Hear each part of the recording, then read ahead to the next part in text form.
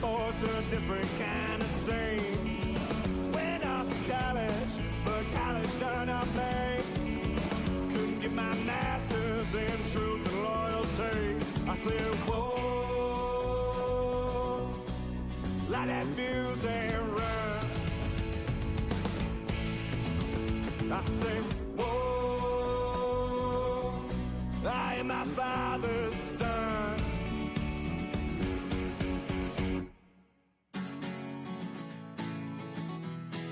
Light that fuse and run. Whoa, light that fuse and run. Whoa, light that fuse and run. Whoa, light that fuse and run.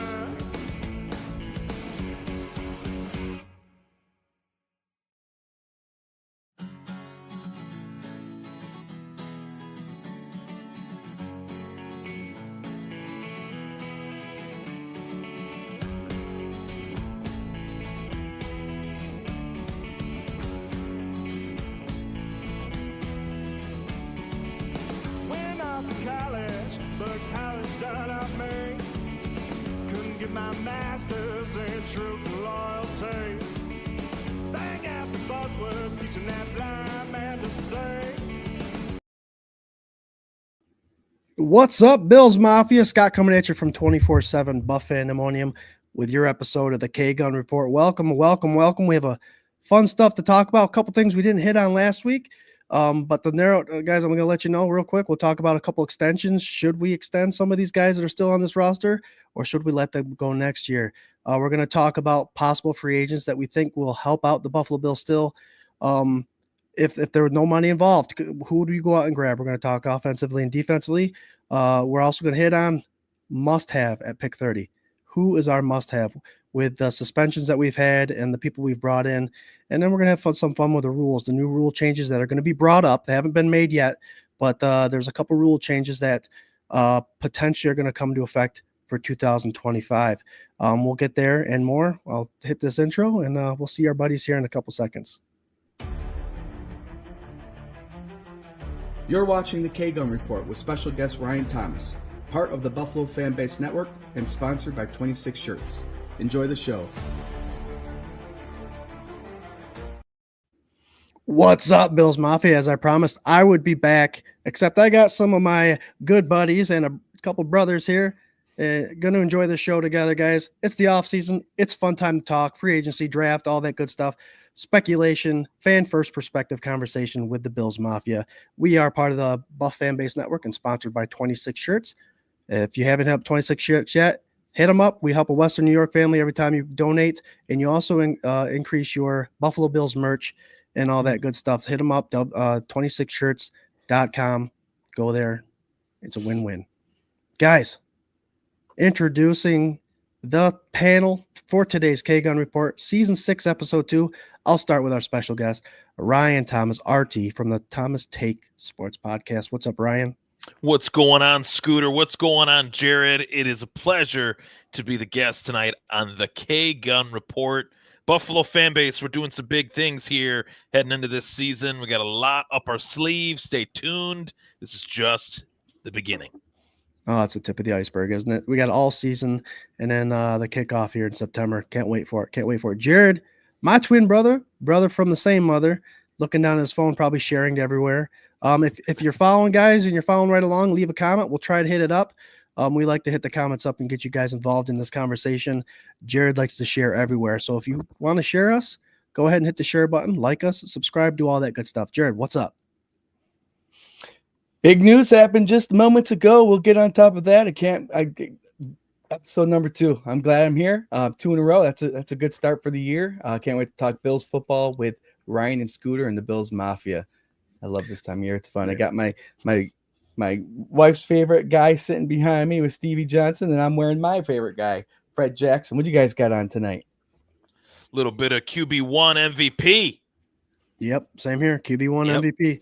Jarrod, you're talking about that Johnson jersey. It's am I off? Is there a conversation going on now between Stevie Johnson and Revis Island, or is that like old news? I'm seeing stuff on social media, and it seems like they're going back and forth a little bit. I saw that today as well, like an hour and a half ago. I think some heat's going back and forth. I think Stevie Johnson asked Revis to join him in like a DB wide receiver camp or a bring together to teach these young kids how to play ball, and there must have been some backlash for it. But Stevie's giving them hell now. And if you Revis Island, he was given that name because he was a lockdown corner. Stevie Johnson has his number. He just had great games against Revis, and it was enjoyable to watch because, Stevie was this wide receiver that the Bills had. I think it was the first guy to get 2,000 or 3,000 yard receiving seasons in a row. But he's always had Revis's number. He's a great route runner. He showed his A game every time he was against him, and it was wonderful to watch. And Stevie Johnson, heck yeah. And speaking of consecutive 1,000 yard seasons, what you were going with, one of the guys that just recently did it for Buffalo Bills, Stefon Diggs. I know we don't talk about him a lot, but I feel this is a conversation that we need to bring up at least a little bit today. Breaking news: 3 years, $69 million contract, 26 of it guaranteed. The guy suffered an ACL injury last year. Last I knew, he wasn't going to make the first game.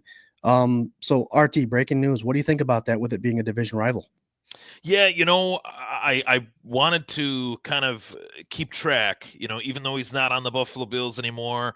I knew full well he would be a free agent coming off of a season, a one and done season, if you will, with the Houston Texans. He had that torn ACL, and there were a lot of rumors, a lot of speculation running rampant that really the New England Patriots were the only team that was in the mix for Stefon Diggs.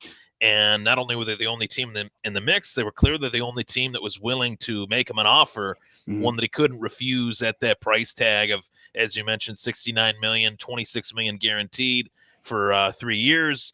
That's quite a bit of money for a receiver that is 32, coming off of a torn ACL. But they believe that they needed a veteran wideout, somebody that could help Drake May, somebody that's proven to produce statistically in this league.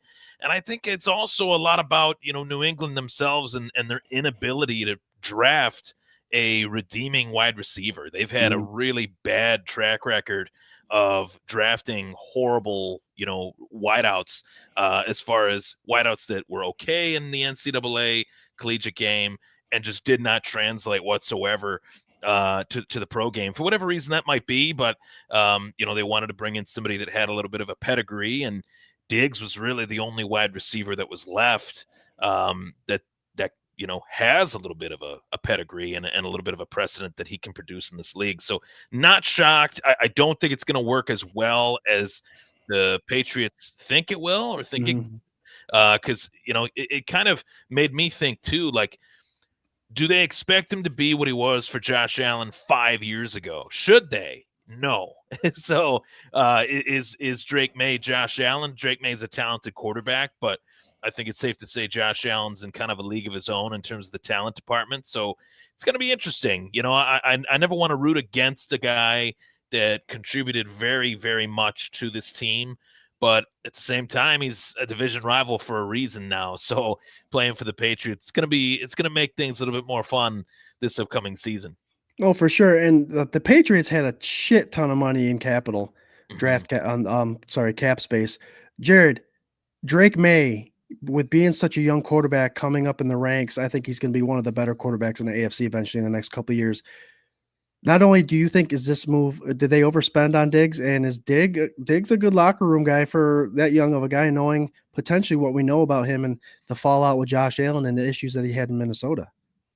All right, I think year one will be a good year for Diggs. He's usually nice and quiet. It comes to the years after. My first thing I thought about with Drake May was he was a young quarterback, and a lot of people kind of put him in the same category as Josh Allen coming up. So we all know what happened with Josh Allen. He got Cole Beasley, he got John Brown, he got all these receivers to help him grow as a player, as a young guy coming up. So maybe Stefon Diggs is that guy who's going to help be Drake May's maybe his security blanket. The only issue I have is he's coming off an injury, an ACL. Diggs was known for his route running. So those quick jukes and zigs and ins and outs and backs, how well is that knee going to hold up for him. And if it does hold up, then I think he's a great asset for Drake May. Like I said, like that security blanket. But it's going to be interesting to watch. For those of you watching the wide receiver tree, the zigs, the zags, and ins and the outs, Jarrod, he's a linebacker. He wasn't a wide receiver. I slam your ass once you come over the middle. Yeah. As you love guys know, I had to talk about Diggs. It'll be interesting to see. I agree with you, Jarrod. I think first year is a good year, 26 guarantees. So there might be some stipulations in the back to be able to get rid of them. Who knows?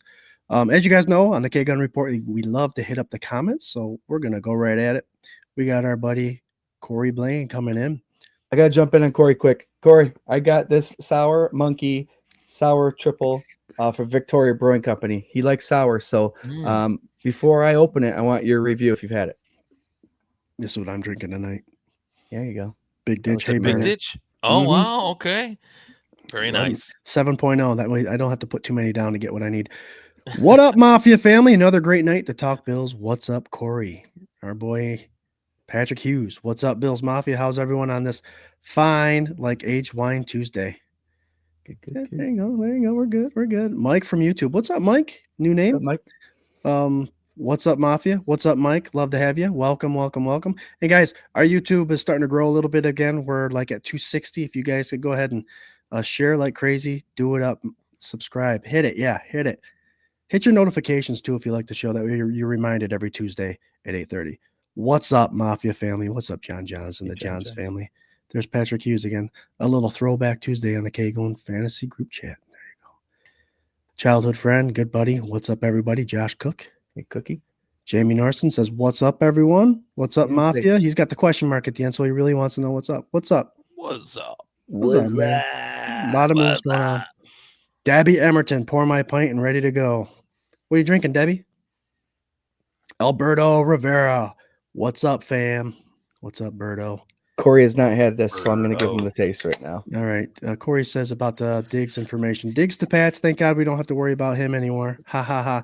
That's the thing. Is we might have his number as far as being able to cover him. Obviously, he's a route runner, a good one. His ACL tear will hinder that a little bit, but it'll be interesting facing him twice a year for sure. Mike says it's 8:30 on a Tuesday night. Where else would you rather be than right here, right now? Love that quote. Mm-hmm. You can get Marv on the show and he can say that. Joey Hatch, 12th Man Mafia. What's up, Joey? Our buddy from 716 Sports Blizzard, Robbie. Hello, Jarrod, Scott, and RT. Hey, Robbie. What's up, Robbie? How you doing? Robbie. Good old lovely Ellen Lartz. Yo, everyone. Let's get cracking. Cheers. Joey. Hello, Reed Brothers. And the Thomas brother, Reed Thomas. Hey, our last names combined. So a couple Hall of Famers in our family. Couple Hall of Famers. How about that? Hey, we're Bills fans for a reason, right? Yeah. We should really have our uncles on someday. Yeah, right. Yeah, right. that'd be fun. When I met Thurman Thomas, I referred to him as Uncle Thurman, and he looked at me like I had 4 heads. And I was like, my last name's Thomas, too. And he was like, oh, okay. Gotcha. It was pretty funny. It was pretty funny. Jarrod, why so serious? Yeah, he's got the Johnson jersey in the back. Yep. Doug Augie, what up, friends? What up, Doug? What up, Doug? Lori says Steph blah, and she adds in, I'm wearing Eli's hoodie. Lori and Eli, the kid in the streets, we'll have him back this year, giving us his game predictions, score predictions for every game this year. Lori's right, awesome. guys. She's always chiming in. Oh, for sure. And here's Lisa. Hey, guys. Nice to see you. Nice to Good to see you, Lisa. For those of you who are on watching, and we do have a fundraiser we throw every year to help out the Help One Foundation. It's a Mark Maddox founded charity. We have the Rager, our regular season Rager every year. Labor Day weekend, we're actually switching it up. It's going to be the following weekend. It's no longer going to be the 30th of August. It's going to be the 6th of September. It might be a good benefit for us. All these fans might not be on vacation. It's the day before the Bills game, so it might be loud, rowdy, and crazy. For those of you who don't know, we raise the money for the Help One Foundation. We do live streams. We have giveaways. We have the Weasel Toss or Beanbag Toss, whatever you want to call it, at Reinvention Brewing. Retro Tacos, our food truck. We have a popcorn vendor. Yeah. A lot of stuff going on. A lot of people attend, and it's a great way to celebrate our Buffalo Bills. But yes, it has changed to September 6th from August 30th. And Weasel Toss tournament, by the way. Yes. Yeah, we'll have a tournament going. We got I got in the works a couple of my friends that are going to run the tournament. Again, and the money will benefit the Help One Foundation. Very Nate cool. Nacho. I'll never forget Diggs catching a TD pass from J.A. in Foxborough and pointing to the fans saying, bleep you, bleep you, bleep you. It did happen. It did happen. It sure did. It sure did. All right. Speaking of Mark Maddox and the Help One Foundation, I do want to remind everyone, happy belated birthday, Mark. The picture we got up there is a picture from the Rager last year. You could see us sexy bastards up there had a great time. I think all of us are standing on our tippy toes so we could be almost the same size as Mark. Man, I had some rosy cheeks that night. I wonder why. Wow. Reinvention does a great job hosting. Their beer is really yummy. They released the Fanatics beer that day, which is the Bills themed beer. And yeah, we had a great time. Great time. Awesome for sure. time. Definitely happy birthday, Mark. He's a guy we met a handful of years ago, and he's like, we've just connected. Swank, Scott, and I, and Ryan, we see him every year, and he's easy to talk to. He's one of a kind. Swank always says it. You never want to meet your heroes, but this guy you do. He's a class act. And whenever I get the chance to say hi, I say hi to him. And definitely happy belated birthday to that man. Yep. Happy birthday, Mark. We love you. Happy birthday, Mark. Buffalo Bills legend. There you go. Jared, he's on the show. When's he on the show? Next week? Next week. Very good. Mark will be on the show next week talking some Bills football. Very good. Happy birthday. Got to throw this out there real quick. Hold on. My button's not working. This is Sparta. What's up, Spartan? He says, oh, shit, I'm mad late. What's up, boys? Mafia.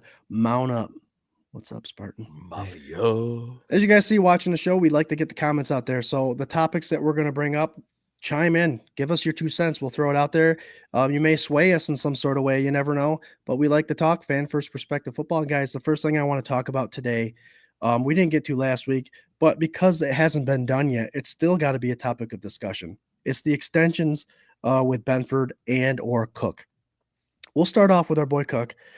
We know the back story with him is shortly after the season inauguration of 2025 started. Actually, before then, he posted the 15 mil. He wants 15 mil.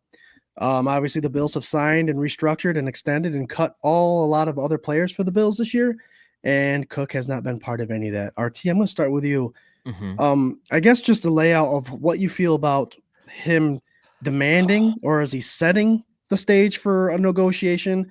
Is it worth it? And Bills generally don't re-sign their players. Is there someone in the draft that potentially can send Cook on his way if he decides to hold out or anything like that? We'll start with you. It's really tough because what happened these last 2 years with the position as a whole, the running back position that is as a whole, I think cannot be overstated enough. The position was devalued. It was looked at as this is a passing league now. The running backs churn and burn, draft one every 4 years. And a lot of teams are doing that. They were doing that for the better part of over half a decade at least. And then the Philadelphia Eagles signed Saquon Barkley, and then the Baltimore Ravens signed Derrick Henry. And then along with that, James Cook, who was drafted a couple years ago, one of the best backs in the league among those 2 guys that I just mentioned. So it's a market trending, type game where when one guy does really, really well in Saquon and Derrick Henry, of course, that third guy that's kind of in that statistical, bubble of those other players wants to get paid. I understand that. These guys play a really tough sport. The shelf life, the window of opportunity is so small. So all these guys want to get every dollar that they possibly can while they can.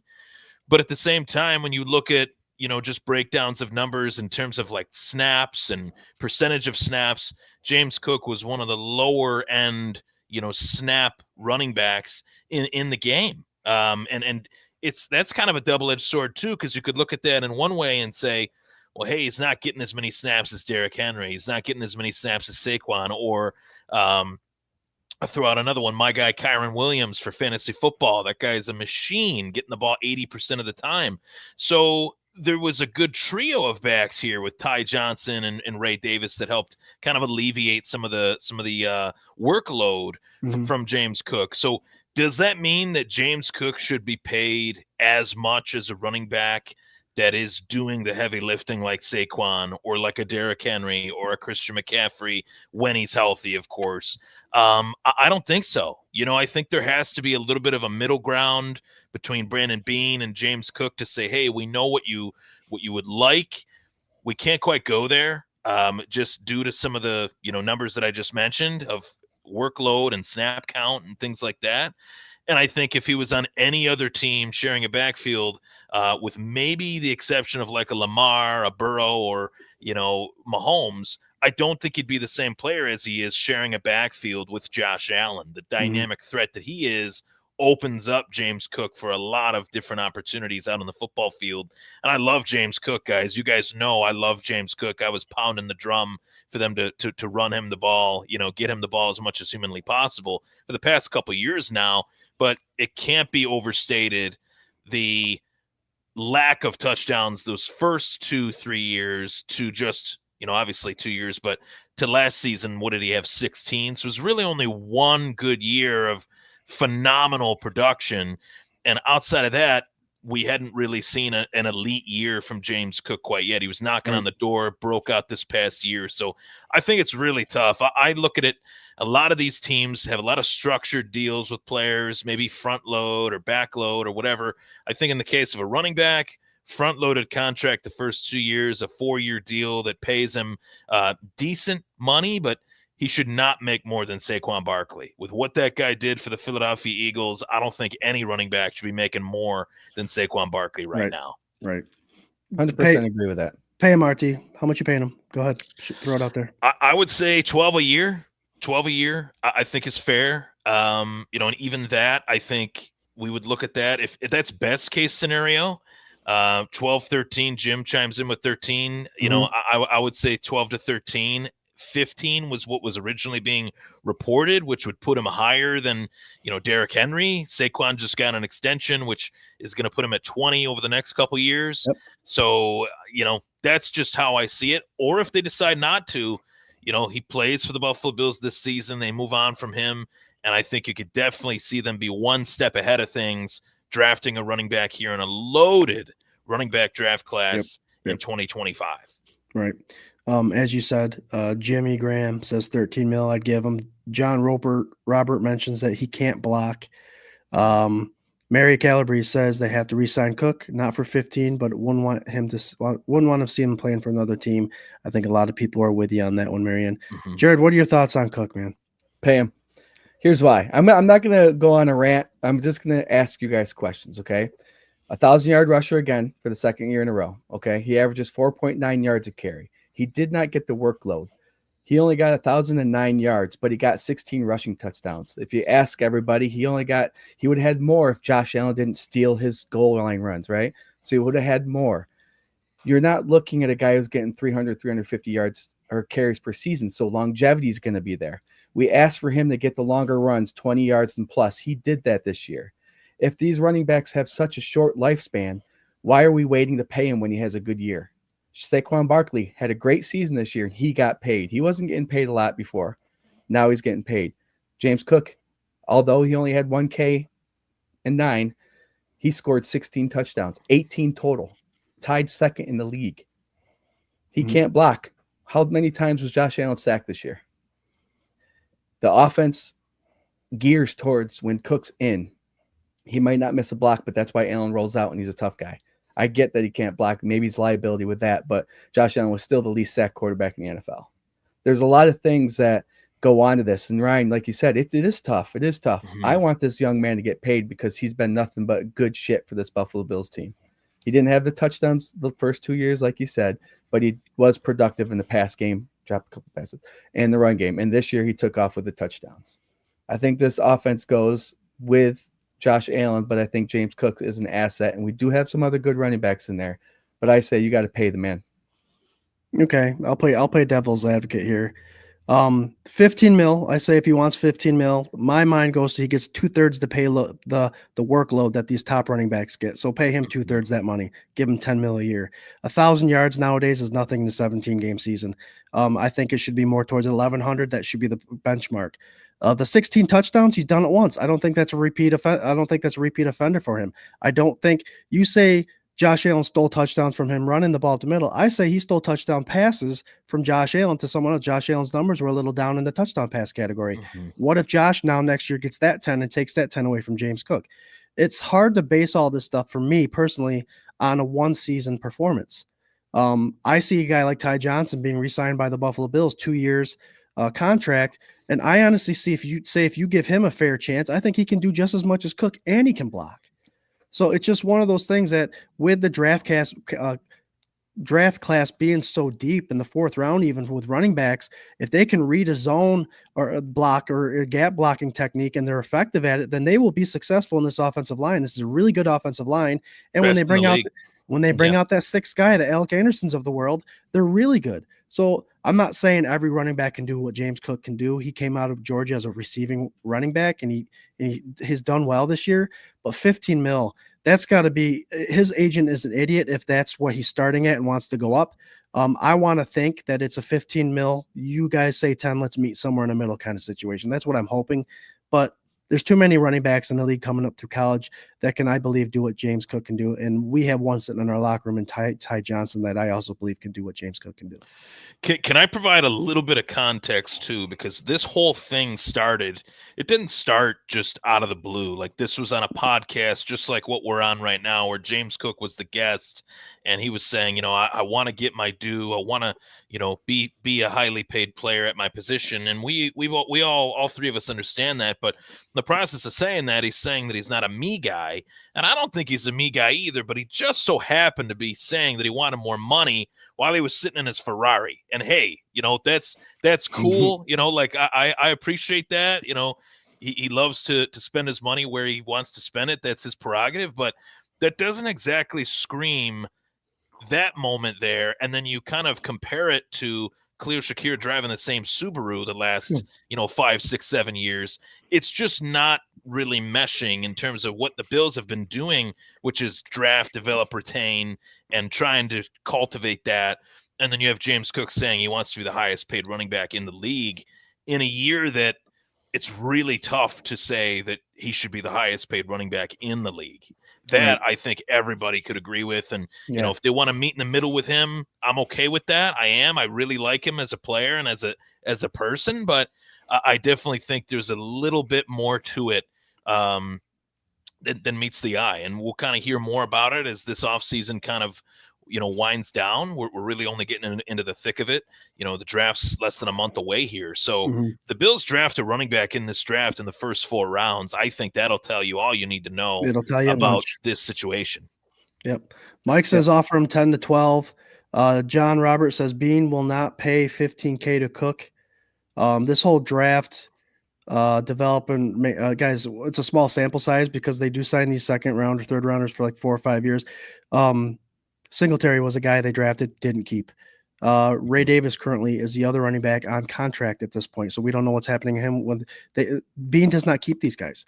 I think he has the philosophy. You have to pay a certain group, and you have to stick with your philosophy. You can't start changing that up and saying, okay, for these next 7 years, we're going to start paying running backs and centers or something like that. You got to stick with a philosophy that works for you. Rob?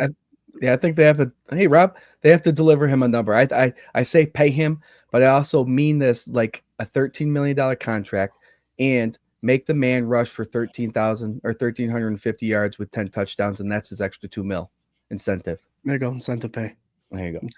Nickel City Crew, Rob Crippen, he doesn't play on third downs. That's a big one. I think that's a lot of people's arguments is he's out there 2 plays out of 4. He's 50%.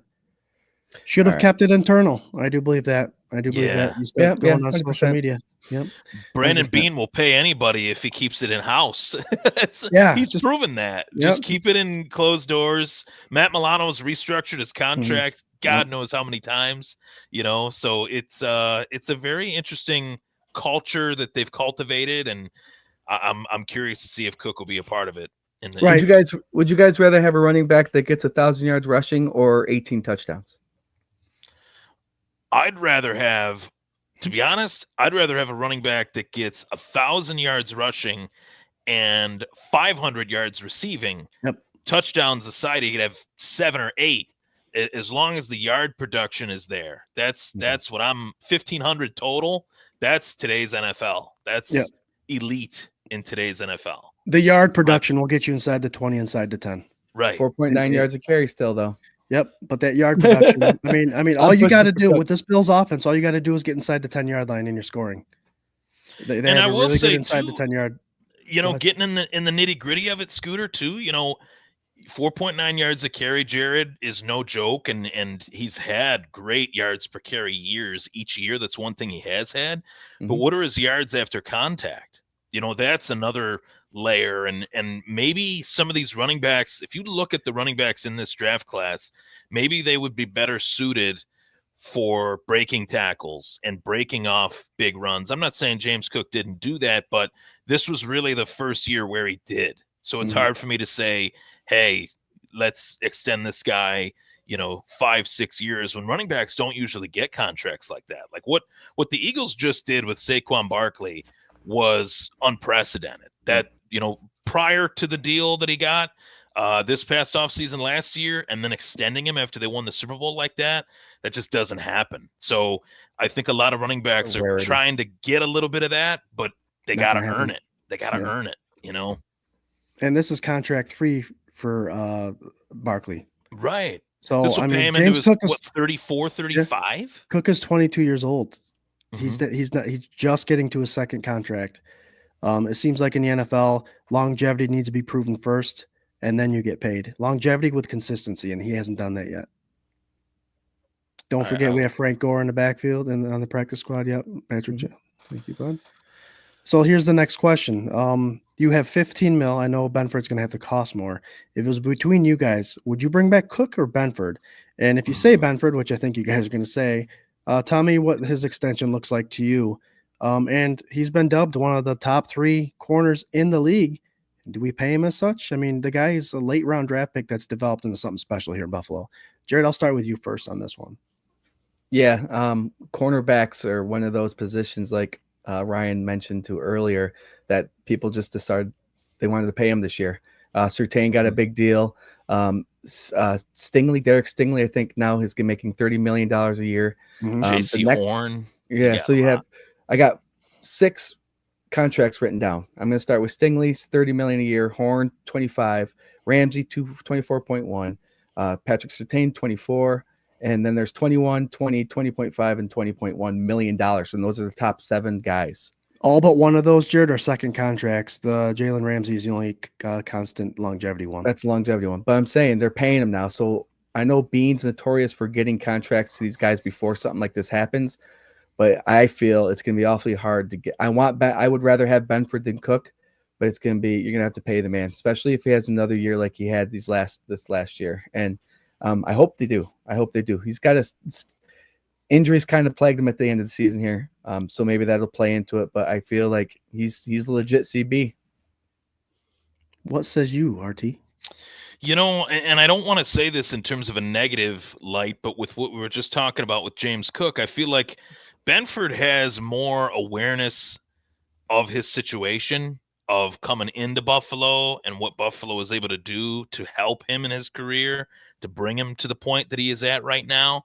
And I think guys like Terrell Bernard understand that as well, which is why he signed on the bottom line for a 4-year deal, as well as some of these other guys that they were able to extend. But Bernard really stands out to me the most in terms of a guy that believes in what the Bills have done for him, believes in the direction that they're going. Christian Benford was a late round draft pick that Sean McDermott plugged and played, trusted in him to play within the scheme, but that scheme really benefits Christian Benford's game. I don't know, and I could be wrong on this. Maybe I'll be proven wrong on this, but I don't know if Christian Benford would be as successful in another defense as opposed to playing in this one. I think the defense schematically really fits what he can do, which was why it didn't fit what Kaiir Elam could do. That was why that kind of shook out the way that it did. I would say the cornerback position is extremely important in today's NFL, and the Bills are already kind of thin there. If they lose Benford, they'll be even thinner there. Rasul Douglas still a free agent as well. So, I mean, in terms of priority, Christian Benford takes priority. James Cook's got another year on his contract. I mean, he's still got another year to prove that he's worth the money that he says he is. So Christian Benford, I think, is number one, numero uno. Figure this out. You make it 15, 18, whatever it needs to be, to keep him. That's a guy that I would consider paying decent money to. Yep. This Bills defense is said to be difficult to understand and grasp, and the fact that he did it right away proves that a lot. it fits a lot. If I think he's a 6th rounder, Bean brought him in because he fit the scheme right off the bat, and I don't think you can let that go. Right. So you guys pay him. How much you paying him? With the top being 30 set by Stingley, 25 by Horn. Those were their second-year contracts. What's Benford getting for his second year? I think like year to year, maybe it goes up, maybe it goes like 15, 17, 19, 21, something like that. Or maybe it's 19, 17, 18, kind of tinkering around with it as these teams do. I don't know if he's worth, I don't know if Jalen, you guys mentioned that Jalen Ramsey's making $25 million a year. That is horrible. That's his last contract was 3 years. He signed it last year, 3 years, $72 million. Damn. And is that still with the Dolphins? Yep.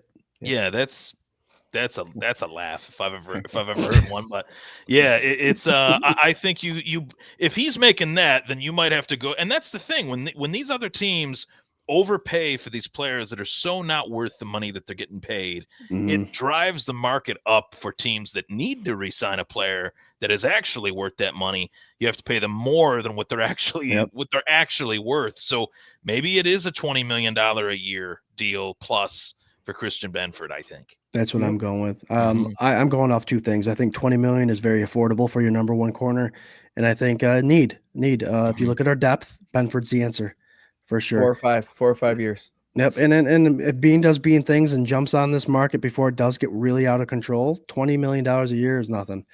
And he's got money. There's a lot of extensions and restructures that still can happen. I like what Bean does. He doesn't spend the money or start doing anything until he needs it. He's not someone that gets all that money in his bank and doesn't know what to do with it. He says, let's hang on to it. If something comes up, we'll extend someone. I think the Bills organization and that office and that culture rides on that. They accept that. And I think that's what makes it such a comfortable locker room and organization for sure. Yep. Jim Graham says 15. Patrick Hughes says not until 9:30. Yes, new time, guys. The K-Gun Report, 8:30 to 9:30, new times. Jarrod and I have little ones that are going to play sports. We're not going to be able to get home until 8 o'clock. So football starts. It's going to be a later show. So that's we've all come into that realization just for a little bit. I'll be doing the same thing, getting into the coaching ranks. It's going to be year one and a lot of fun. John Robert Maxwell, Hairston, cornerback in the draft. We're not talking draft today, but I like where your head's at. Talk about it. Yep. We've got a bunch of shows coming up, guys. We're going to be talking draft and mock drafts and all that stuff during that time. Can't wait for it. We'll have special guest Dean Kindig, the Buff fan base's draft guru, will be joining us. We're going to do a mock draft with him involved. He does get very specific in regards to what players are interested, what the Bills are interested, scouting, interviews, how many times the scouts go to the games. He's very in depth, so it's very exciting. With that all being said, we're going to go to the next segment, but I do want to remind everybody we're from the Buffalo Fan Base Network. Hit them up on Twitter. They almost got 178,000 followers, I think. And the shows are getting crazy. Everyone is we're all on the same page, and we are all looking to give you guys the most fun Bills content. Jarrod, what's that saying? Bills content you deserve, need. And the content you deserve for sure. I like that. Guys, free agency frenzy was kind of crazy. We did bring in Joey Bosa. We brought in a couple names. Forrester as a safety. We re-signed. We cut. We did all this stuff to make some room. The Bills roster right now is loaded. I think they have 70 plus people on their roster with 10 still needing to come in for the draft. So we're looking and we're setting pretty. So this is the fun part of the show. The fun part, as if fan first perspective, our thoughts. Free agency is still a thing. You can still sign players. Offensively, if there's one player that's still available in free agency on that list, money aside, and fans join in on this, you guys following, if there's a guy in free agency that's still available, money aside, who do you think which one of those players do you think would benefit the Buffalo Bills the most if they signed him? Jarrod, you're up. Go. Sorry. No, I wouldn't, Amari Cooper, I think would be a great pickup, re-sign. He was fighting injuries last year, so it was kind of frustrating, I bet, for him, but for us fans as well. So if he finds his way back, that would be great. But the guy I'm focused on right now is Elijah Moore, a wide receiver. I think he was playing for Cleveland last. Was it Cleveland? Cleveland, Yep. So this guy suffers a couple injuries. You know, he got dinged 2 years ago pretty bad and was doing like the convulsing on the field. But I think he's a guy that can come in to the Nothing we're Bills. not used to as Bills fans. Yeah. Unfortunately. Yeah. So average per season, he's gotten 97 targets, 56 catches, 603 yards, and 3 touchdowns. And he also can run the ball. I just read all that if you didn't see that. But the big thing is he's played for the Jets and the Cleveland Browns, and he's producing like that when he's on the field. He hasn't been with a great quarterback. I think if Elijah Moore comes to Buffalo, he'll be more of that Shakir type running wide receiver, the quick slants and stuff like that. But I also think he can take the top off of everybody. So if there's a free agent that I'd like to see the Bills pick up and get maybe at a cheap deal, $3 million, I think it'd be Elijah Moore. There you go. Not bad. Right now, our wide receiver, would you guys agree or disagree? Our wide receiver room kind of looks better than it did last year. Yay or nay? We'll make that quick. I would say yay. Yeah. Okay. I would say yay. I think it's going to look even better after this draft, potentially. Well, there you go. Yep. There you go. Yep. Patrick Hughes says wide receiver Allen or Cooper. Looks like, Jarrod, they're on the same boat as you as far as bringing in another wide receiver. Marion Calabrese says Amari liked it here, played with a broken wrist. I like that idea for sure. RT, what are your thoughts? Bring in a free agent offensively to help out our Buffalo Bills. Yeah, honestly, I'm going to stay on the wide receiver train with another free agent wide receiver. I'm going to go with a vet, a guy that I didn't think would ever play in another uniform, Tyler Lockett. I'm a big fan of his. I feel like he's very underrated. I feel like with the wide receivers that we have, he's not going to really be that guy that pulls a Stephon Diggs and demands, everything, the whole house and garage and everything. I think he's going to be a player that will catch on with a team that will be a big part of kind of that quote unquote wide receiver room. And Buffalo's got a lot of young wideouts. I feel like they need to bring in some sort of veteran, just like they did last year with Amari Cooper, but somebody that I think could stretch the field as well. He's known to stretch the field. Allen's looked for a guy, the last few years that could stretch the field deep ball wides, whether it's somebody that's physical like Keon or somebody that is just a savvy, smart, all around well-rounded wideout like Tyler Lockett. These last few years have been a little bit lean for him, but I think he'd really enjoy the opportunity to work with a quarterback like Allen and be a part of an offense like this. For sure. And guys, I would give you mine, but I had Cooper and Allen written down. Not Cooper and Allen, Cooper and Lockett. I like Lockett's ability to stretch the field, and like Cooper's ability he's another pass route runner that does that wide receiver route tree very well, and he's got good hands. At broken wrist last year, I think we should give him another chance, and I think he would knock Laviska Shenault out of that 5th spot, and I wouldn't mind. Can you imagine Amari Cooper as your fifth wide receiver? That'd be something crazy. That's not bad. RT, I'll start with you with the defense. Pick a defensive guy that would come in and help with the Bills immediately. If money was not an option, available in free agency. Go ahead. Man, I mentioned this to Swank on my podcast last week, and with the kind of funky situation that was going on with the 2 new free agents, Ogunjobi and Michael Hocht, being, suspended, what does that do to Buffalo's cap, and how does that kind of impact the cap for the Buffalo Bills to then go out and make a move? I honestly would love the opportunity to see Von Miller with Joey Bosa in this defense if it was possible. I really would. Can you imagine just bringing them back in their prime and having those 2 on the edge? Holy shit, that'd be a story. That'd be awesome. But I mean, in terms of like the money allocated, how does that look? I know that Ogunjobi's contract was a little bit less. As it turns out, Brandon Beane kind of finagled that, as he always does. And Hawks is going to be the same as well. Hopefully I'm pronouncing his last name right. But can I help you out? Yeah. Hoyt. Yeah, sure. Hoyt. It's okay, simple. Hoyt. So yeah, I think that Hawked, yeah, it was a little bit of a pun. We'll just leave it at that. But yeah, I think that if they could bring back Von Miller, I think that'd be really cool. He's really, defensively, guys, this was a loaded free agency class. I was looking at it, and really, he's the only name that really jumps out at me.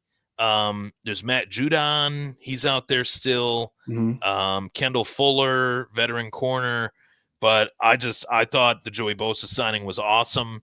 And I thought to myself, man, if they still had Vaughn as well, that'd be pretty cool.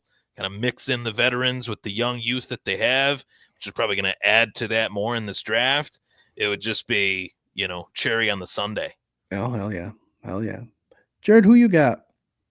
Yeah, Ryan, you mentioned it. Kendall Fuller. I think he would be a great guy coming out of Miami. He had a low season this year, played 11 games.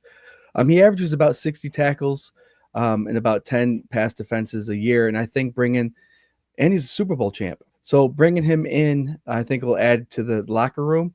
But being a veteran, I think it's going to be a huge benefit. I think he can still play again if he stays healthy. 11 games and having 50 tackles, that's pretty damn good. So I'm thinking if he comes in and plays the full season, depending on if they need him or not, I think he'd be a good addition. Kendall Fuller. Another one, Scooter, I got to throw this out there, and people might disagree with me on this, but I was just looking at the free agents just now as we were going through this, and I was shocked to find that now 38-year-old defensive end Calais Campbell had 5 sacks last year. That's a lot for a guy that's 38 years old. Maybe, just maybe, hey, you wanna hop on for a run? Hey, I wouldn't be opposed. I really wouldn't. Age is just a number. Especially when you rotate. Yeah, he's got on the field presence too. I mean, he gets those guys hyped. He gets mic'd up a lot. Locker room dude. Great locker room guy. Yeah. Yep. Mike from YouTube says I'd bring back Douglas if he's still available. He is still available. Yep. That's a beautiful thing about some of these players that we're talking about, guys. No one signed him yet. So every day they go unsigned is potentially a lower cap hit and lower signing. The guy I'm going with real quick, and I'll make it fast. He has shoulder issues. I think that's what's keeping everybody away from him is the Asante Samuel Jr. From the Chargers. I do like everything he has to offer. Again, injury prone. He still has some issues with it, but why not? Why not? If you can get him cheap, he's young, get him healthy, see how this new training and special team squad, the new trainers and all that, the fitness, and see what you could do with his recovery. I like that idea. And I got one more player for you guys. And he may stay loyal to you if you fix him and have him play well. What's up, Jared? Tre'Davious White. I mean, it'd be cute, but that's about it. No shots at Trey, but I like the thought of veterans at the D line, but the thought of a veteran at corner a little tougher, especially in his case with the injuries that he's had. But man, I would be ecstatic if they signed Asante Samuel Jr. If something broke down, God forbid, with Christian Benford, that is number one, plan B, 100%. Yep. And to go along with RT, those knees don't hold up quite as well when you're chasing down 26-year-old wide receivers. Defensive lineman, you got one job to do: fill this gap or go after the quarterback. And you can use a little bit of your veteran and your experience on the DL to manipulate a lot of things. On the CB, you're on an island, right? And you got to react to these guys who are getting faster and faster every year. Hey, man, you run stunts and all that stuff, so you depend on your counterpart there at defensive tackle to shed a block or to take on a block. You got a lot more people to lean on rather than being on an island at the cornerback position where if you get burnt, they know. Right. All right. Love that section, guys. Very good. Guys, the comments are coming in like crazy as per usual. You guys are kicking ass in the comments. We do have 830 viewers live at this time. Love it. I know it's a different time, 8:30 to 9:30 on a Tuesday, but that's what we do here at the K-Gun Report.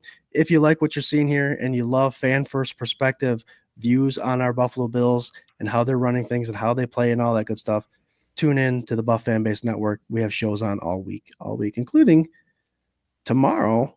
You have a show tomorrow, RT? You know it. Prime time, 8:00. Tune in live. Cannot wait. I'm going to be diving into a lot of NFL draft stuff. Fun stuff. Little news and notes around the NFL. Russell Wilson signed with the New York Giants today. So that'll be something I'm going to dive into as well. A little bit of the quarterback kind of domino effect. And Aaron Rodgers, Old Man River, still out there. It'll be interesting to see if he signs with the Steelers or. And he's pissing people off. Do the Steelers even want Aaron Rodgers anymore? I'll tell you what, with Hayward saying what he said, I think it'd be detrimental to the team if you brought Rodgers in. Hayward's pissed off. He says, if you want to be a Steeler, you're a Steeler. Stop dicking around and sign a contract already. Yeah, I think he's wore out his welcome in the NFL as a Yep. whole. And the only other team is the Giants. astounding. The only other team is the Giants, and they just signed Winston and Wilson. Yeah. Wilson 10 mil, and 10 then mil. 21 with incentives. So he's was gonna, not cheap. They Nope. did not go cheap. So that on tells this me they're signing. planning on starting him. I thought Winston was going to start. I'll tell you what, fantasy football wise, Winston is if he's on your roster, you play him more times than not. I think there's going to be a competition, a healthy competition. Yeah. There you go. Well, we're kicking ass right now, guys. We got 11 minutes left in the show. All we're going to hit on real quick is we're going to touch on the draft position. We will get into draft more shows. Obviously, RT mentioned he's going to be talking about draft stuff tomorrow, but then I want to hit on these potential rule changes or propositions that are being brought up by some of these teams. I think it'd be fun to go around and see what's going on with that. But real quick, I just want your guys' opinion with what has happened in the free agency, with bringing in the Joey Bosa's, the experience of defense, leaving the cornerback position alone, just bringing back people on the defensive backfield as far as safeties go, and our offense looking as good as it already does. What do you think is the number one? Because we got to draft to start now. We can't draft to develop. Let's draft somebody that we're going to start. What at number 30? And RT, I'll start with you. At number 30, we're not trading back. We're not trading up. If you don't see this position pulled by Brandon Beane, you'll be pissed off. What position is that? What position is the one you say they better go after someone here? I would say corner. I really would. I think even, if they're able to extend Benford, great. But a name that was mentioned, one of my favorite players these last few years, Rasul Douglas, he could be out. If he signs here, we'll know more on that. But I think you could never have enough corners in today's NFL. And there's some really good ones in this draft. And to name a few, Will Johnson out of Michigan, he's rated really high. Benjamin Morrison out of Notre Dame. I like a lot of the corners in this class because they're big. They're 6'2", 6'1", 6'2", 6 foot. That is kind of the new age of corner that Richard Sherman kind of ushered in. That he doesn't really get a lot of credit for. He was like the first 6'3" elite corner in this league. So we're starting to see some of those guys, over the last few years, Reek Woolen and such too. So I'm excited to see some of these guys come into the league, and I'm excited. Hopefully Buffalo gets one of them. Hell yeah. Yep. And one of the names we saw earlier, Maxwell Hairston from I think that's a guy that made a name for himself for sure in the combine. So keep your eyes open. Jared, what position you thinking is a must? Yeah, I'm right there with Ryan. I keep on calling Swank, Ryan, Swank. No, Ryan, I'm right there with you, CB. We'll talk more about who we think next week, but I think it's got to be CB, and I like DL, defensive line. Those are two positions that you can never have too many people with. Very good. For sure. I'm going again, like I said, CB, DL, Jared. There's a lot of spots available in round 2. There's a lot of defensive line talent. And this is something the Bills have fallen in the last couple of years, is that their needs have been deep in the draft. So the fact that DL will be available, safety will be available, running back will be available in round 4. A bunch of them, we've already discussed that. But just the potential is there to have a wonderful draft. We just hope the Bills hit on it. Now, obviously, guys, it's all speculation. It's all hope. Kyer Elam was a bust. But I think 32 out of 32 NFL teams out there, if they had the opportunity to draft them in the first round, if they were back 20 and back, they'd have done it. So they just got to play out, and they got to fit the right scheme. Patrick Hughes says, go ahead. Patrick Hughes says CB or safety. Doug Augie says CB, wide body defensive tackle. There's a ton of 330-plus pound defensive tackles in this draft.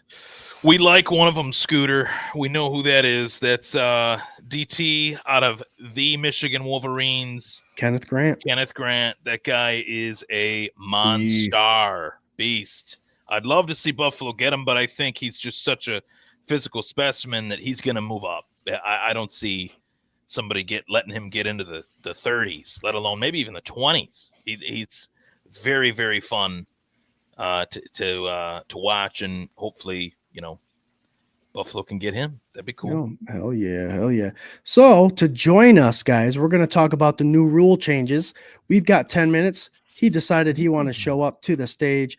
Our buddy Swank, buddy, just in time. Swank Meister. Just in time to talk about the rule changes. We're going to go over them quick. But how was Mike Knight? It was good, man. It was good. Can you guys hear me okay? Yeah. Can yep. Cool. Yeah, it was good, man. We had a lot of talent, some new first timers, all sorts of good things. Jerry, how are you? I'm doing well. How are you? Good. RT, how are you? Fantastic, buddy. How are you? Awesome. Paulette says hi, Swank. Oh, hey, Paulette, how are you? Scooter Magoo, you're looking great. You're doing a hell of a job. Thanks, buddy. Yeah. I just wanted, I wanted to come on. I want to say, hey, with the new time, I got a couple minutes, Speaking of new time, we might go over a couple minutes here. Let's throw in this overtime rule that's being changed. Ooh. Club rule change proposal, Rule 16, Section 1, to align the postseason and regular season overtime rules by granting both teams an opportunity to possess the ball regardless of the outcome of the first possession. So basically, the Eagles are asking the rule change. The regular season play overtime matches what's happening in the playoffs. What are you guys' takes on that? We'll go right down the line. RT, start off. Are they going to change it? You think it's a good move? I think it's a good move. Will the greedy National Football League change it to eliminate potential advertising? Probably not. I think that's another layer. They have that time allotted 1 to 4 or 8 to 11. It's got to be in that window. If it goes beyond that, they know people are tuning out. If it gets too late. So especially on a primetime game where they want as many eyeballs as possible, I don't know if they'll make this change. Should they? I think it's a good idea, but I don't know if the NFL will change it. Right. I don't know why you would have two separate things happening, but it is what it is. Yeah. Mike, what do you think about? That's where I'm at, man. It's like, why would you have a different set of rules for the regular season than the postseason? It seems like this is like a natural progression, right? Where if you're going to do it when it counts, you should do it when it matters to count, right? Like, yeah. We're building to that. Like, why would you want people to practice outside of what they need to do to win it all? I kind of think it's like the same thing. Like, if college wants to be like, college football has always been the farm league, if you will, for the NFL, but the rules are different. Like, why would you do that? Like, isn't your whole purpose to like try to get as many kids into the NFL as possible? I'm sorry, I have to laugh. I just put up a comment and I just Mike Mikowski the hell out of Jarrod there. Yeah, dude. Yeah. Blank right over him. Boom. He's just gone. Swank to that point. A lot of the rules too that are different in college compared to the NFL are better than the NFL. Yeah, college has so many rules that would be great for the NFL, in my opinion. Even the XFL, dude, like they had so many great rules that the NFL has slowly, like begrudgingly, started to adapt. Right? Like the first thing they can get rid of, though, that they should have not taken from the XFL is like interviewing coaches and leave them alone. Leave them the fuck alone. Right. All right, so Jerry, we got 2 takes. Would you have anything to add to that? Because we'll go right to you with the next one. No, yeah. So if you're going to do that, you cannot end the game in a tie anymore. If you're going to have 2 teams score touchdowns or do that, they can't be a tie anymore. And I think that's a great idea. If you go 2 overtimes and they keep scoring, or not keep scoring, but it ends up being a tie, then you have to go to field goals. All right, Jared, we're going to come right at you with this one. What's so funny? Kicking field goals like goal kicks. Yeah, dude. I love it. The Detroit Lions, this is Rule 8, Section 4, to eliminate an automatic first down as a penalty imposed for defensive holding or illegal contact. So basically, we already know any of those penalties downfield, automatic first down. They want to get rid of that. What's your take on that, Jerry? Yeah, I think it's a good one. A lot of offensive penalties that happen or defensive penalties that happen are automatic first downs.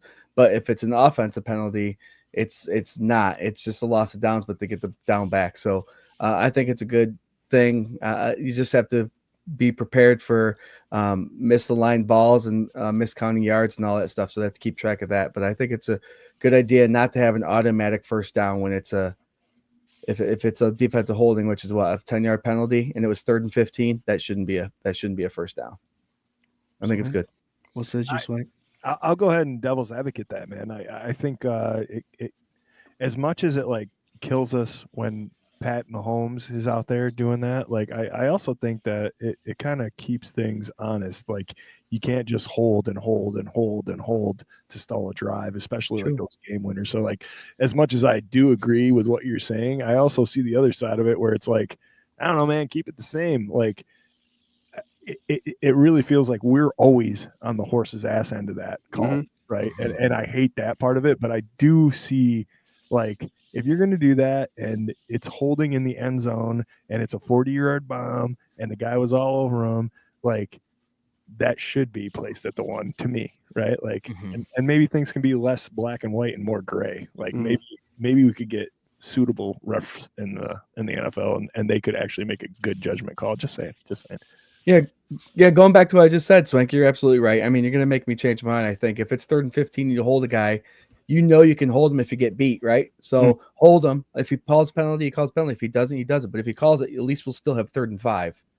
Yeah, that turns a bad play into a good play, right? Yep. Yeah. There you go. RT, thoughts? I look at this from like a safety point of emphasis from the NFL. Like, they have let everyone know, the whole world knows that they've been trying to make this league safer.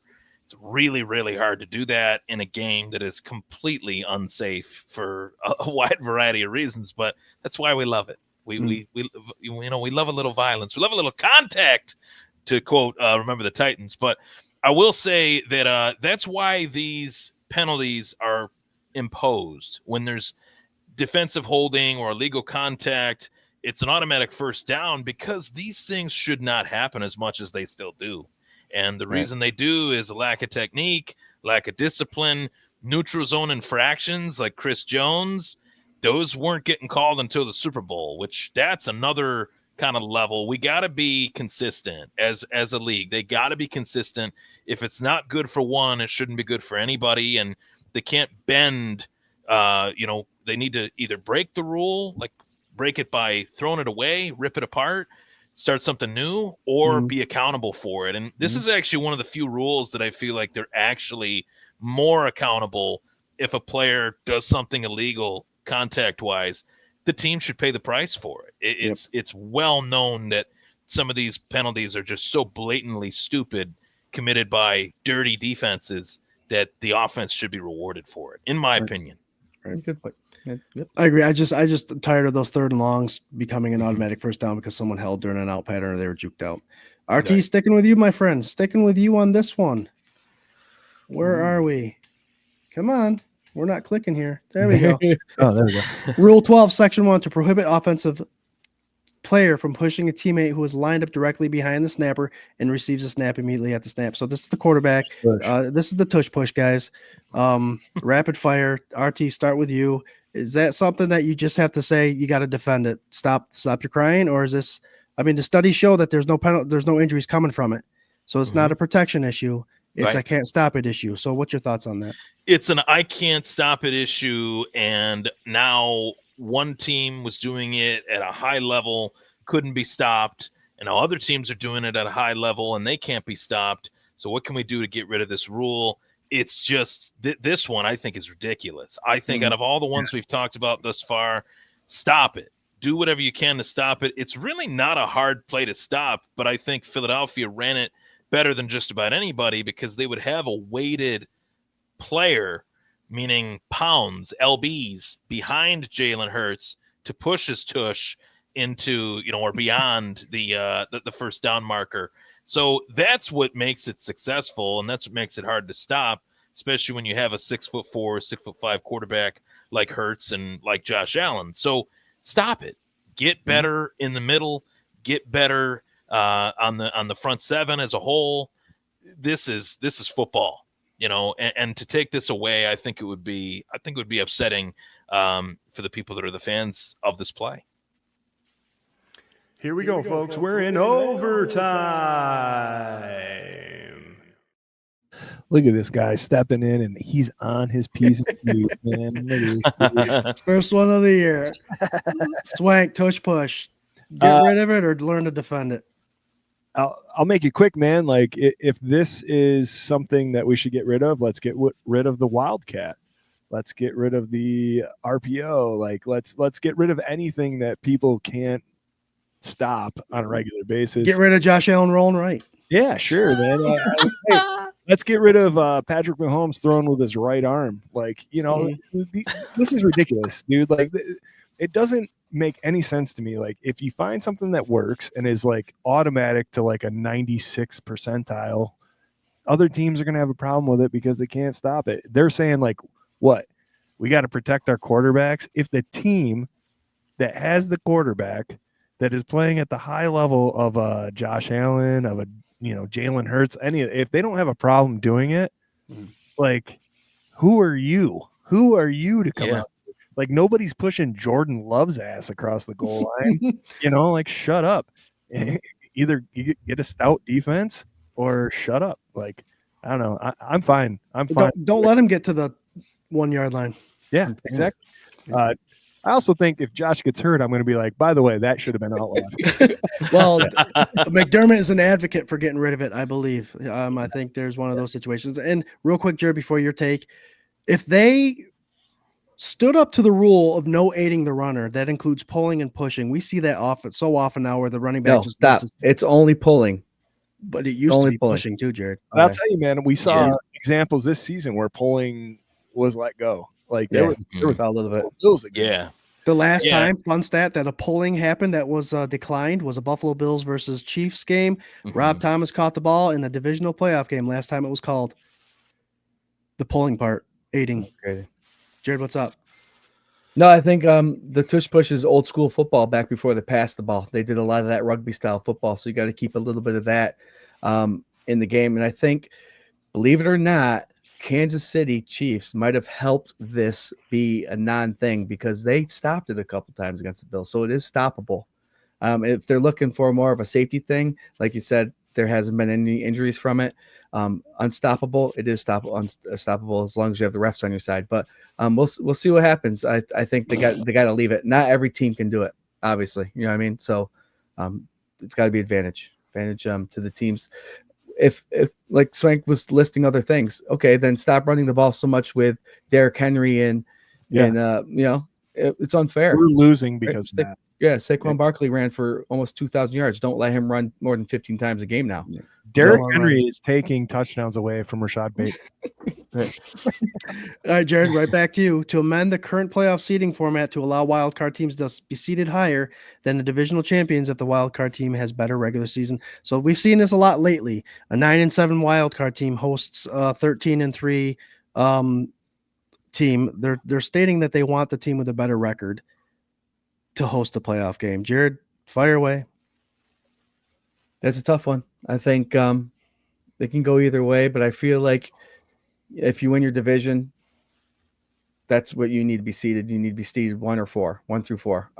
You play them teams 2 times throughout the year. It's your division. If you win it, you deserve something higher. I mean, it is tough when you get a team that makes it with a 9-8 record. You know what I mean? But we've said it from day one. To get to the playoffs first, you have to win your division. So that every NFL player knows that. Win your division. And just because you have a better record, what if you're the Pittsburgh Steelers and you play against Cincinnati and Cleveland every year? You're going to win your division you might be 9-8, but you're going to win your division. I don't know. It's a huge argument. It's all over the place, but I feel like if you win your division, you get the top 4 and the rest will fall into place. It's a hard thing to root against or root for. I don't know. There's times, like there's situations, right? That a lot of gray area where you could be like, that team deserves to not play on the road during the playoffs. They fought their ass off just because they are good to like the nth degree. And the AFC South is horrible. I don't know. They should be able to play at home, but I don't know, man. Rules is rules. Like what are you going to do about it? Like, You could try to like sort it out like that. I feel like you're opening Pandora's box if you do that. I'm kind of good with the way it is, and an 8-8 New York Giants team beat the undefeated Patriots one year in the Super Bowl, and they had to climb on and crawl all the way through it, and they on the road, every way. So it's doable. I don't know. I think keep it. I'm good.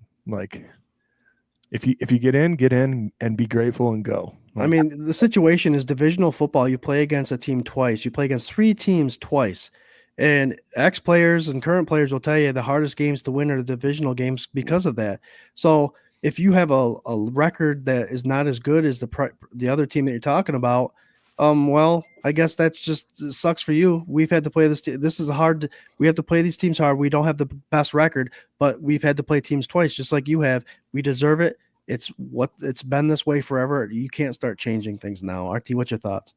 This one really bothers me. It actually really fired me up when I first heard about it, because this one actually is an attempt at kind of changing the history of the league. It would diminish completely the rivalries in the National Football League. The divisional rivalries in the National Football League would be completely diminished. Their value of what they mean to the standings. Bills, Dolphins, Bills, Jets, Bills, Patriots.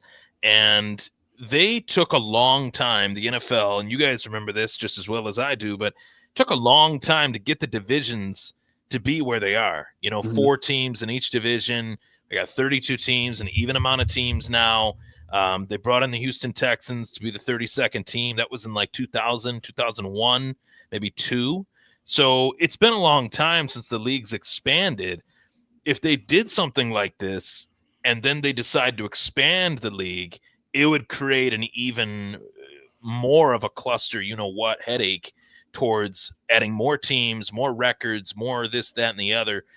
They need to have the divisions. The divisions are what make football different in terms of scheduling, in terms of year to year, different than just about any other sport. So most of the fans here, they love going to divisional games because they got that double weighted value. This, I think, would really hurt that. And I don't know what Detroit is really getting at, because when you posted these, this is the second rule proposal from the Detroit Lions, who I like, by the way. Like, I like Dan Campbell. I like Jared Goff. I like their team a lot. But I don't know where they're getting at with this one. Is this something that affected them in a previous year? And they're Last year. salty? Yeah, that's Was what it I'm. last year? I thought they Was won the division, didn't they? No, they came in second in the division. They came in second. And they went and lost to who beat them? Washington. So that's why this is being brought up. Like, this is it affected them and It's didn't not really fair. affect anybody else. And yeah, I don't like that. I don't like that. I think there's rules that we would say, Bills fans would say it's not fair, that were talked about changing prior, like the overtime rule in the playoffs and things like that. Yeah. For years, when the Bills weren't even making the playoffs, those rules were talked about, and they finally decided to change it. So this one, I could use this rule as toilet paper. I mean, this is there's this more garbage. rules that need to be addressed, like putting pins in the balls if I figure out spotting the ball and all that stuff, rather than this one. Right. This is a woe is me. We had a great record with a shitty defense because they were all injured, and we didn't benefit with a home game, and we couldn't perform against a wild card team and lost. That's all I see. That's also, and if they want to if they want to establish this rule, then pardon my language, fuck the division. Have every team play each team once, and then the top 7 player teams automatically make the playoffs. No divisions. That's how it works in hockey, essentially. Like, there's divisions, but the divisions really don't matter. It's all based off of point totals and things like that. And football's not meant to be that way. Very good. What I saw today, there's another rule change that's it's already being established as far as markers and sidelines and the chain gang. I know there's a different approach that they're going to use. They're going to use some sort of aerial visual to find the spot of the ball. They're still staying away from the suggestion of putting like little pins in the tip of the ball with lines going down the sideline to figure out location.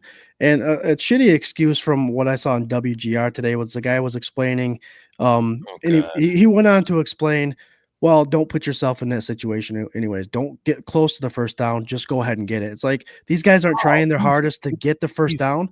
You think they're going to the line of scrimmage saying, let's get half a yard and make it close. Was that a caller that said that, or was that someone on their actual show? It was one of the guests. It was one of the guests they had geez. that was actually explaining the rules. And then they were explaining the whole guy from the sideline and who's calling the ball and who got the ball, spot of the foul. And he explained that the guy that got the ball, the other ref said that he had a better angle of it, which we all know is false because he had his back to him. And he said that is based off a guess, because if you can't see the ball, then you know the ball's at his hip. And if his hip didn't pass the line, the guy was just making excuses of why they missed that play. Why they missed that play is because they first of all, didn't bring out the chain gang on 2 occasions, the Kincaid catch and the Josh Allen catch. And the third thing is that the guy waved his arms up that saw his back, establishing that he had to spot the foul. So that made Josh Allen turn around, give the ball to him rather than the guy that saw Josh Allen's front where the ball was, and the ball would have been spotted accordingly. So it was just, I believe it was just a call. What about Drew Tranquil running into the line judge to get him off the center line of the actual ball? I mean, there was a lot. There was a lot that went into it, but the guy said basically the eye in the sky is going to call it now, which is no different than what they did when they called up to New York and figured it out. So we talked about this last week, dude. In tennis, there is a chip in the tennis ball that is going way faster than a football, that is getting whacked with a paddle as hard as you possibly can. Hundreds of miles per hour. And it withstands it all. And literally their replays are 3 seconds. They're like, let's check that. And it's boop, like right there, in or out. That's it. Like, you can't do that for the highest grossing sport in the whole world. You can't put a chip in the nose of the ball and have it recorded where it is within at least, I don't care, 2 inches. I don't care. That's enough slack. My dad was a foreman at a machine shop for 40 years, dude. A 2-inch tolerance, he would have been praying to the gods of how great that was. You know what I mean? He was talking about thousandths of an inch. Give me a break. There's no way. I think, and I'm not a conspiracy theorist, you guys know this, man. I think that it's the drama of it all. It's the they this conversation, right? It's this conversation of being like, that's wrong, that's right. What do you mean? Didn't you see this? I saw that. Like, all the armchair GMs, all the coaches, everything. Like, you can have this discussion all during the off season when you could fix it so easily. There's no way that you could not fix it so easily. I don't know. The thing is, like, it's gotten so far the other way, like, to where people think the refs are like fixing games. Like, for the Chiefs, people think, you know, well, the home team gets this, blah, blah, blah. It's always been like whispers, and now it's like front and center. And people, I think, are really taking into account that, like, this isn't fair. I think Swank too, and I always feared this, that the sports betting, you know, I think the sports betting is a big part of it too, for not the better. You know what I mean? I would say it's actually hurt the game in a lot of ways, you know, in terms of moments like that. It causes even more of an uproar when people have money on the line, any kind of money on the line. And, you know, these aren't small bets that are being thrown around these days for these NFL games. So it's, to me, to Scooter's point, you know, they missed that. Like, my biggest takeaway from that whole situation, and I'll say this, you know, whenever I think back on it, they missed that first down call because they just did not care. Like, there's no way that you could miss a call that badly if you actually cared about your job. Like, it's just, we all have to perform at our jobs in one way or another. We have to be on our P's and Q's. What makes us different from National Football League referees that they're part-timers? They're not even full-time, you know, workers. They're getting paid part-time. There's just so many things that I think Roger Goodell and company could fix that would solve the problem. But to Swank's point, they won't, because they enjoy conversations like this. It's actually good. What's bad publicity is good publicity for the National Football League. Any publicity, man. And really, like, when you're dialing it down that far, right? Like, Roger Goodell, we talk about all this stuff where it's like, who's really in charge? There's 32 people that are in charge. That's the owners. It's all the owners. All of this is for the owners' benefit. Any rule change, anything that there's a discussion in a cave in a mountain with these 32 guys multiple times a year, and all they want is your money, and something that we care about so much. Like, they, like, to me, if you were an honest earner and an owner that wanted to make the game so pure and have it so great for your fans, why wouldn't you just want it to be as straightforward, fair as you possibly could? Like, let's pay these refs. Let's get microchips. Let's go. Let's make it. I don't care if the game is 5 hours long. More commercials. Great for the just get it right. Yeah, bigger cap next year. Why wouldn't you want to? Debbie Emerton says the technology's there. Yeah. The salary cap continues to rise, and it's going to continue to rise. I don't see a year where it's going to go down in the next 20 years, maybe even more. Right. I agree. Yo, can we address the elephant in the room? Did Jerry just bounced, right? He said his battery was running low, so I don't know if that was a situation. I haven't got a text from him yet. It was like his fiance battery. His Irish goodbye. He's like, I'd at least played it off a little bit. I said, so what I think about this rule Yeah, dude. So, can you guys hear me? rather than this? He goes to tell a joke, knock, knock, and we say, who's there? And then he's just gone. Yeah.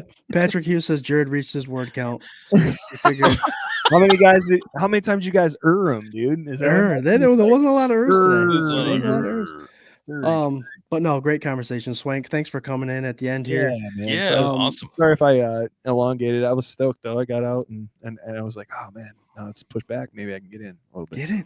Get in. here. Yeah. Well, Swank will be back next week, everyone, and we will have guest Mark Maddox joining us. Hell yeah. We'll talk about all things Buffalo Bills, fan first perspective. Thanks, guys, for joining. Again, we are part of the Buff Fan Base Network and sponsored by 26 Shirts. The Bills Mafia kicked ass today with the comments. We love you guys.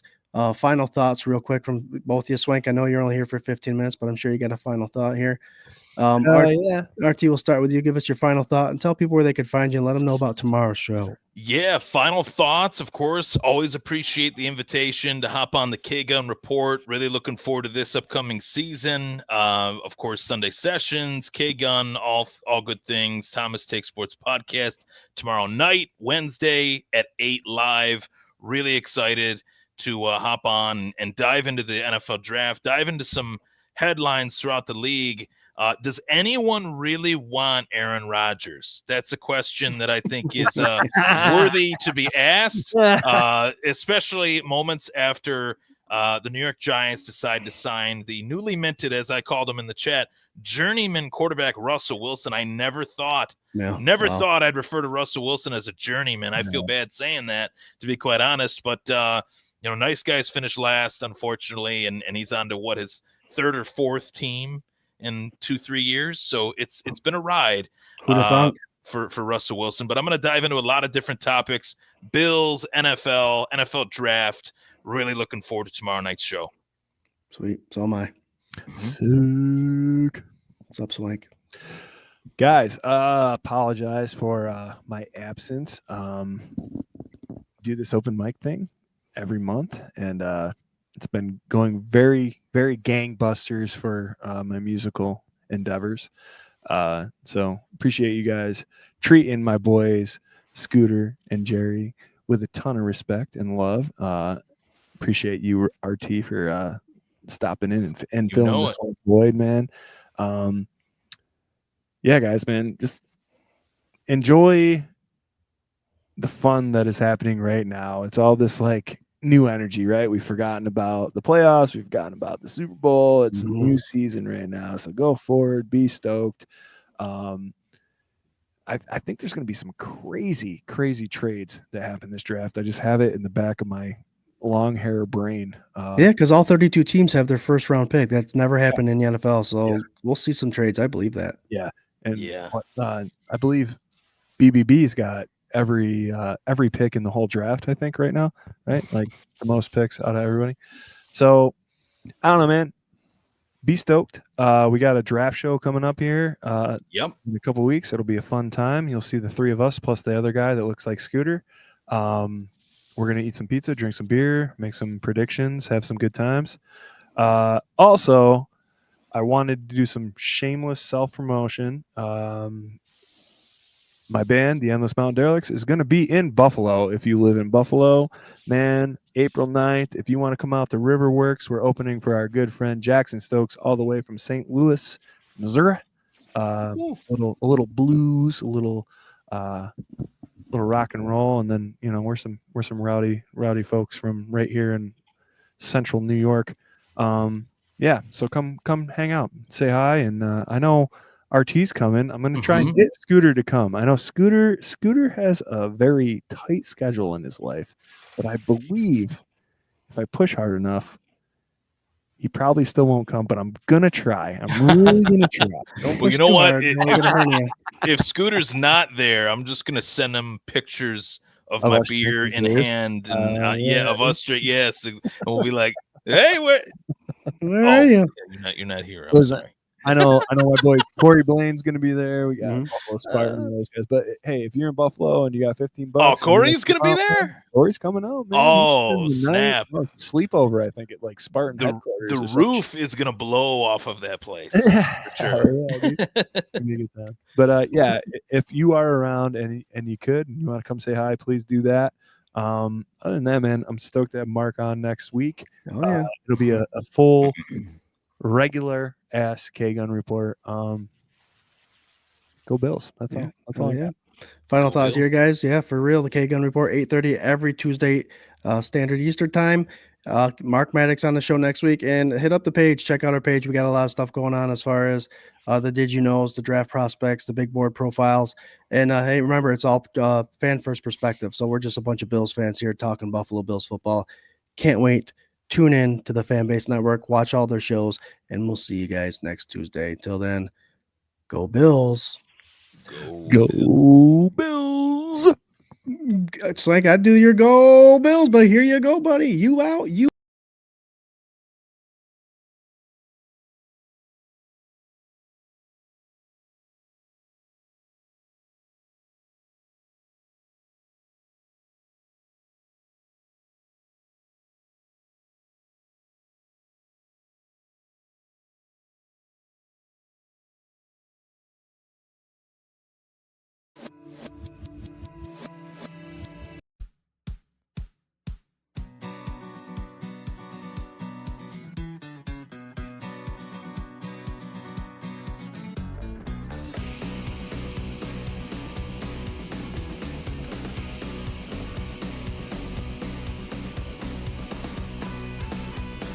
Fools say the currency is king. They don't know a goddamn thing about who we are. What it means is what it's worth.